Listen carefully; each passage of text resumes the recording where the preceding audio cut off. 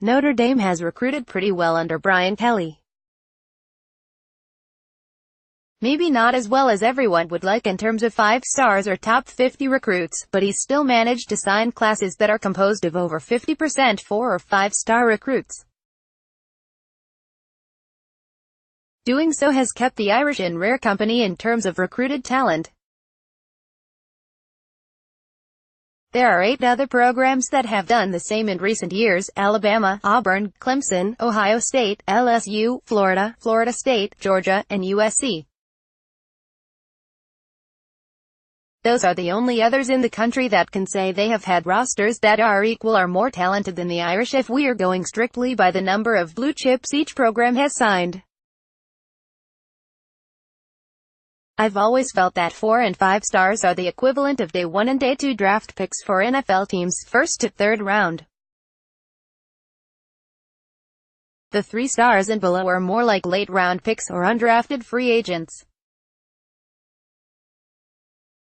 Sure, some of those guys become starters and there are a few that become all-time greats. But most of them are guys who don't end up doing much or end up getting cut. So for a college football program that signs more higher-ranked prospects rather than 2 and 3 stars, it's not a surprise that the ones who came in considered elite end up making more of an impact. They typically are the high draft picks, the top-of-the-board prospects. That's why it's also not a surprise that several of the lower-ranked prospects in a recruiting class end up transferring or only making small contributions on the field. Of course, there are always exceptions to that, and there have been for all of the programs that I just mentioned. In the 2010 to 2014 recruiting classes for the 9 programs, including Notre Dame, that signed more than 50% 4 and 5-star recruits, there were 99 players who ended up exceeding expectations to become either impact players, multi-year starters, NFL draft picks, or significant one-year contributions. The Irish had 11 players from those classes that fit that description, which is right on the average for all of these programs that are in the same tier in recruiting. It's pretty clear that many got their evaluations wrong with these 99 individuals. For some of them, labeling it wrong is putting it nicely. Vic Beasley was a 2-star recruit that signed with Clemson. He became one of the best pass rushers in college football and a first-round draft pick. That ranking was egregious. But I didn't go through 5 years of recruiting classes for each program, 45 total, to find out how the rankings got it wrong with these players. There are various reasons why the majority of these recruits were underrated. Some were late bloomers, some suffered injuries, some played against weaker competition. Some didn't attend off-season camps and didn't have the same exposure as higher-rated recruits. The reason why I researched it was because of a piece I read last week from The Athletic's Shail Capeta. He interviewed former Eagles president Joe Banner, and he mentioned a study that the Eagles did to find out which late-round picks became quality starters. I wanted to know if these 99 players who ended up disproving the rankings had anything in common. It's not just about learning from the mistakes of an incorrect ranking. It's more about finding sleepers or hidden gems that are out there for a program to sign in future recruiting classes. I was able to find some interesting information. Don't look for players that specialize. This may be true for 4 and 5 stars as well, but I found it to be true with these lower-rated players that made an impact at these schools. 74 of the 99 either played multiple positions for their high school teams or they played at least one other sport in high school. That's a pretty astounding number and likely explains why some of these players were not considered elite. The majority of them were too busy being very good at multiple things than honing in one thing. That made the projection more difficult. Out of the 11 Notre Dame recruits, only one didn't play another sport or play multiple positions throughout his high school career, and it was Greer Martini. He did play a little bit of tight end as a senior, and I would argue the reason why he rose to become a starter at Notre Dame had more to do with his overall football intelligence and instincts on the field. Here's a list of the other Notre Dame players and the things they did in high school, or prior to. Player other sports other positions: Nick Martin basketball N, A Danny Spond N, A QB, multiple Prince Chemo baseball, track N, A Tommy Reese basketball N, A Bennett Jackson basketball, track multiple Austin Collinsworth N, ARB, WR Matthias Farley soccer, track WR Chris Brown track DB Romeo Okwara soccer N, A Jonathan Bonner N, A Tay not including in that group is current Notre Dame cornerback Julian Love, signed in 2016. He was a second-team All-American last season. He mostly excelled as a safety, running back, and wide receiver in high school. It's obvious now that everyone missed the boat on labeling him as an elite prospect. The coaching staff would love to have several more like him on the roster. Former Clemson defensive tackle Grady Jarrett was an outstanding wrestler in high school.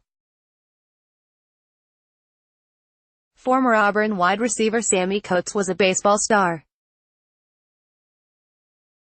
Former Ohio State safety Malik Hooker was a dynamic basketball player. The value gained from playing these other sports is an asset and is probably something that isn't weighed heavily enough when evaluating certain players. Familiarity helps. 55 of the 99 were in-state prospects. It's different for the other schools than it is for Notre Dame because the Irish are more national than any other program with their recruiting, but it's something to remember.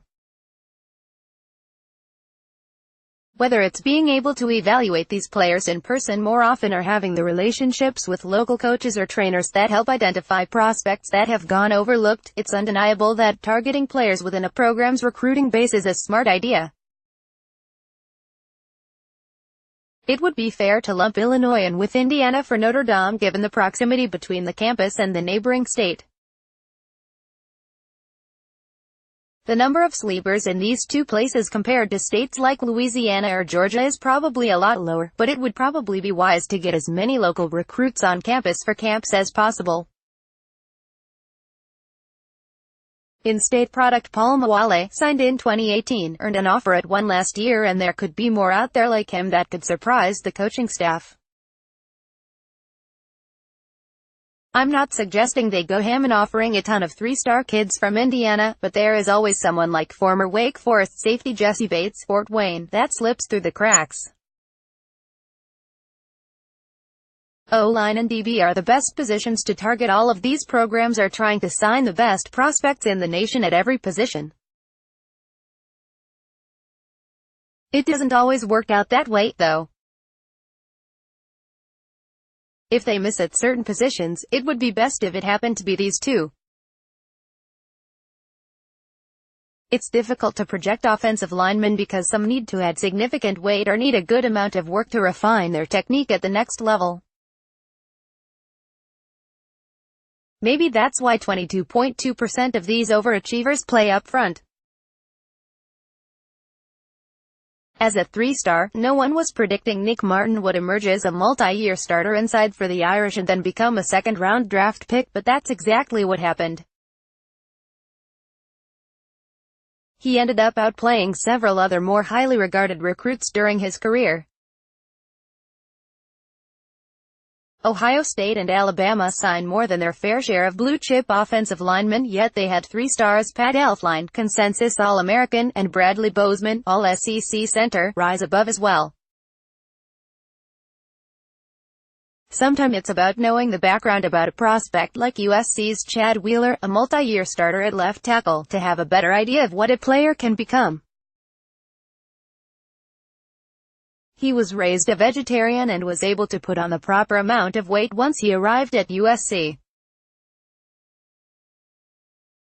If you're someone who is counting on Notre Dame to recruit over the 3 stars they landed in the 2018 class, or for another left tackle to leap over current 2019 commitment Andrew Christophic plays basketball in both ways in football, you may very well end up being surprised by the end result.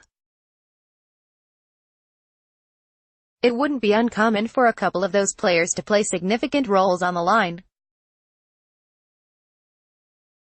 25.2% of the 99 ended up playing defensive back, which is why taking chances on skilled but raw prospects like Joe Wilkins Jr.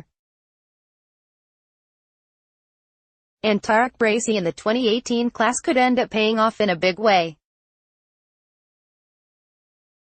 Matthias Farley, Bennett Jackson, and Austin Collinsworth were 3-star prospects and all started out on offense for Notre Dame.